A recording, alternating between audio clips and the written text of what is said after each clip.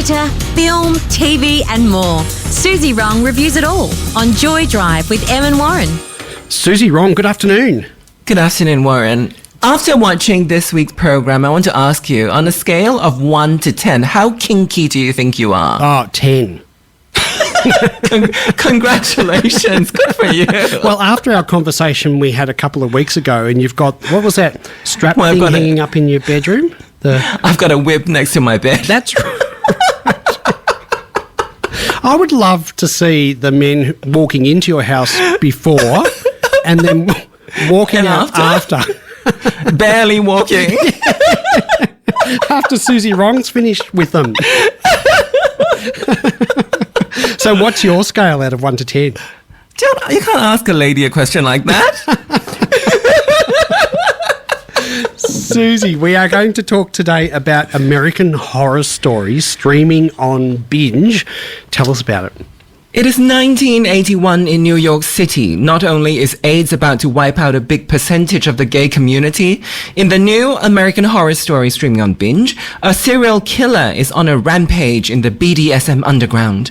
We've only seen the first 2 episodes, but it seems the murderer is someone known in relevant circles as Big Daddy, a leather man wearing a hood and harness, a mountain of muscle standing at about 7 feet tall. The only trouble is, the real Big Daddy had died several years ago. So the question is, are we dealing with a ghost of some kind? Or is there an imposter thwarting investigations? The cop in charge is played by Russell Tovey. Patrick is newly divorced and definitely gay, but he's deep in the closet. As he goes around the bars, bathhouses, and street corners trying to dig up information, Patrick has to hide his sexual identity for fear of being discovered by his colleagues in law enforcement. Producer Ryan Murphy has just taken us to a similar period of American queer history in the Dharma series that we talked about just 3 weeks ago. He's also responsible for Pose, our favorite show on Joy Drive, as well as the Holston biography last year and the famous AIDS drama, The Normal Heart. As always, he makes gay life in New York City enticing in a glamorous but characteristically dark way. In American Horror Story, we're almost more interested in observing old gay life than we are trying to solve the mystery.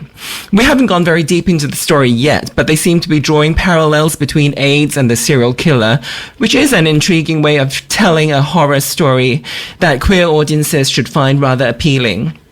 This is the 11th season of American Horror Story, and I'm glad it still manages to lure me in. Warren, are you looking forward to the rest of this series? I am looking forward to the rest of it. I tell you what, I really liked Big Daddy in his, leather-clad masked muscle guy, I must admit. But we don't know if he's the real villain, do we?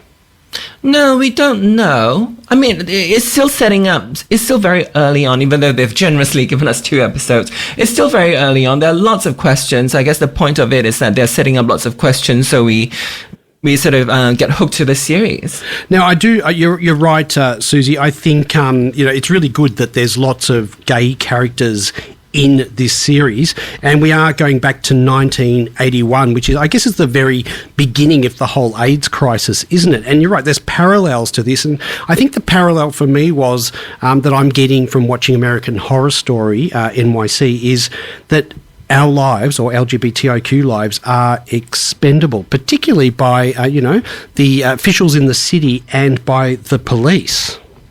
Yeah, that's true. It's very much like the Dharma one we saw 3 weeks ago, where they just you just get a sense that some lives are more valuable than others. And in this case, with this New York City one, because all these people die in circumstances around, the leather bars. So there's a sense that, these people are not very important and they will look away.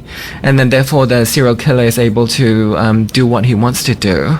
Yeah, I love the closeted New York detective, though, and particularly the pressure on him.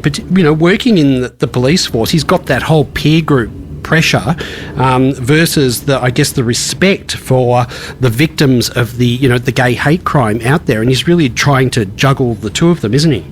Yeah, it's interesting watching someone sort of new to the community trying to find their feet. We still need people like that, don't we? People who sort of come out a bit later and are trying to make sense of it all, which is very, very hard for us to imagine, having been part of the community for decades, to see someone so new, like a baby queer, trying to figure it out. And in this case, obviously, it's really hard being a cop.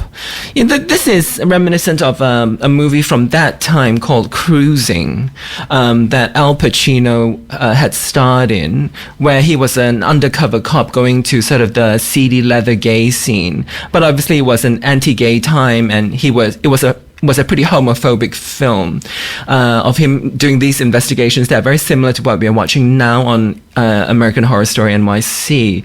So in some ways, when I watch this Patrick cop trying to figure things out, trying to solve the crime, it looks like a rewriting of that history, this sort of really harmful movie that Al Pacino, had done decades ago. It's so similar. It almost feels like they're trying to make things right.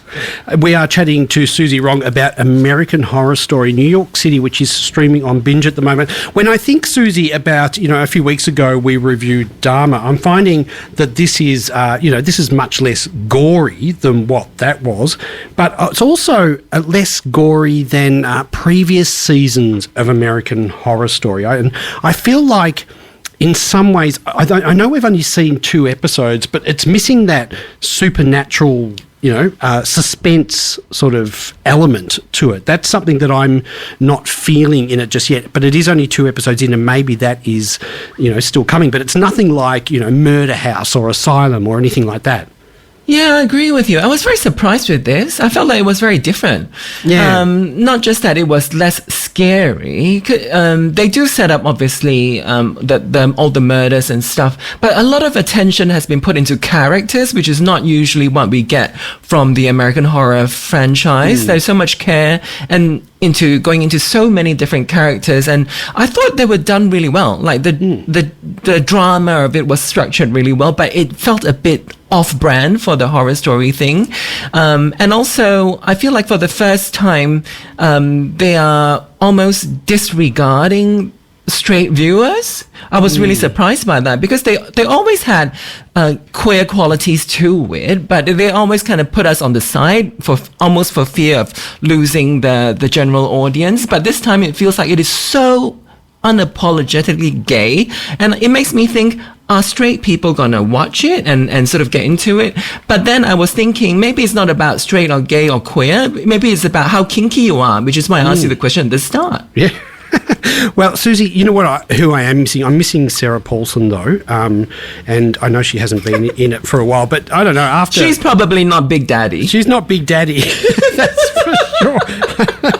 She's definitely not Big Daddy. But Charlie Carver, of course, was in Ratched, and this is his first appearance in American Horror Story, which is really good to see. Yeah, he's great. I remember him from Desperate Housewives. Like, was that over a decade ago? He was a child, and he's great in this. He's not Big Daddy, though. No, he's not. He's Little Daddy. He's Little Daddy. Yeah. And Sandra Bernhard plays a really interesting, sort of really angry lesbian character. It was good to see. Oh, is that Barbara and the Lesbians, the gang? Because right. I'm looking forward to how Barbara and the Lesbian gang play out in this in future episodes, because I don't know, I have no idea where this is going, but if we're drawing parallels with the AIDS crisis in particular to how LGBTIQ lives were expendable back then, I'm wondering if Barbara and the Lesbians, like during the AIDS crisis, they're going to come and save the day. Well, that won't be surprising. Like, they did the right thing by putting a woman doctor to lead the AIDS investigation team, because I think that was the reality of it. It was a woman doctor who was very sort of pivotal with the early stages of the discovery of the AIDS virus. So it was good to see that there was a woman there. Otherwise, it's a story full of men. The Barbara and the Lesbians are great. they're very spirited, and they make sort of very modern accusations because they keep hassling the press. The press who hassling this sort of gay journalist and saying, why don't you write anything about lesbians when you say that you're writing for a gay paper? And then he's obviously saying that, well, I'm only interested, I only know how to write what I know. And so we are talking about American Horror Story New York City, which is on Binge. Suzy, in all seriousness, there is a disturbing reminder, and that is as we travel back to 1981, and we were talking about how the lives are expendable, but also there's a real lack of protection for LGBTIQ people, isn't there? Particularly, in this case, gay men, because those even who report crime are harassed by the police in the current series. Yeah, I think it was... It's that they're not protected also because I think at that stage I would call it sort of stigma, isn't it? Is it because of social stigma? It was still so frowned upon to be gay that the cops almost felt like they had the license to be abusive. Imagine when even before that, even maybe just a decade before that, where being gay was literally illegal, which it still is in 68 countries in the world right now. When they consider your very existence being against the law, you're not only not getting protection, but you will be abused by authorities. Definitely. Now, Suzy, I don't know if you noticed this, but I'm struggling. Is there too many storylines? And the reason I ask that is because I'm not sure why, and it hasn't been revealed yet, why there's an epidemic affecting deer on Fire Island. That's also, that seems to be a bit disjointed. That story is sort of running parallel in the first 2 episodes, but I'm not sure why yet. Yeah, I'm not sure either, but it's certainly intriguing. There's so many characters, and they've planted so many possibilities of who the murderer was. It's a bit like, the Agatha Christie, like, is it this person, is it that person? I think for me it's intriguing. I've always had an issue with these Ryan Murphy shows where it's really dramatic at the start, and it sort of becomes I lose interest sort of halfway through. Hopefully, this one feels really different. Like we said, it's more drama, less horror, and also a crazy amount of characters. Hopefully, these are changes to the structure and the writing that will keep me keep me interested until the very end. I think so too. I just want to watch it for Big Daddy. I tell you what, I want his outfit.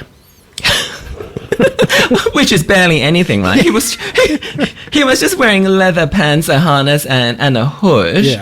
Yeah, I think not too hard to arrange that for yourself. What do you think I'm wearing now? This isn't television for a reason. Suzy, good to chat with you.